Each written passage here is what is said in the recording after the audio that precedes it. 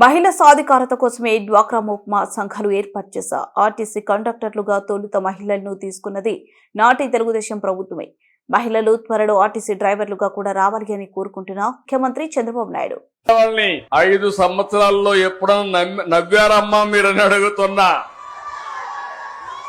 ఇంట్లో అయినా ఆనందంగా ఉన్నారా అని మిమ్మల్ని అడుగుతున్నా. రోడ్డు మీదకి వస్తే తిరిగి ఇంటికి పోతామని భరోసా మీకుందా అని అడుగుతున్నా. ఈ రోజు హామీ ఇస్తున్నా, నా ఆడబిడ్డల జోలికి ఎవడైనా వస్తే తాట తీస్తా.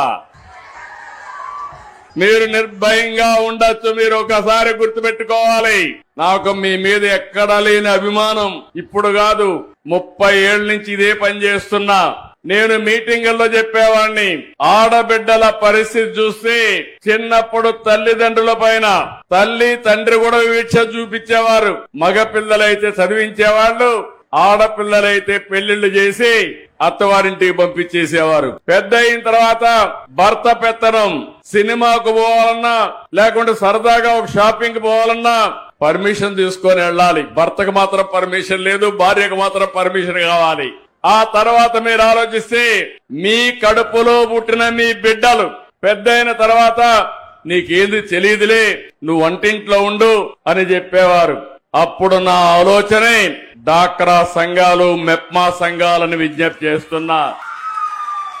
ఆ రోజు నేను ఒక మాట చెప్పాను, గుర్తుపెట్టుకోవాలి. మా ఆడబిడ్డలు తెలివితేటల్లో అందరికంటే ఎక్కువ.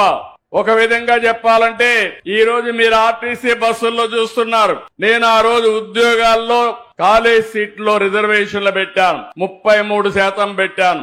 ఆర్టీసీ బస్సుల్లో కండక్టర్లు, డ్రైవర్లు కూడా రిజర్వేషన్లు పెట్టాను. నా ప్రయత్నం ఫలించింది. కండక్టర్లు మాత్రం వచ్చారు, డ్రైవర్లు మాత్రం రాలేదు.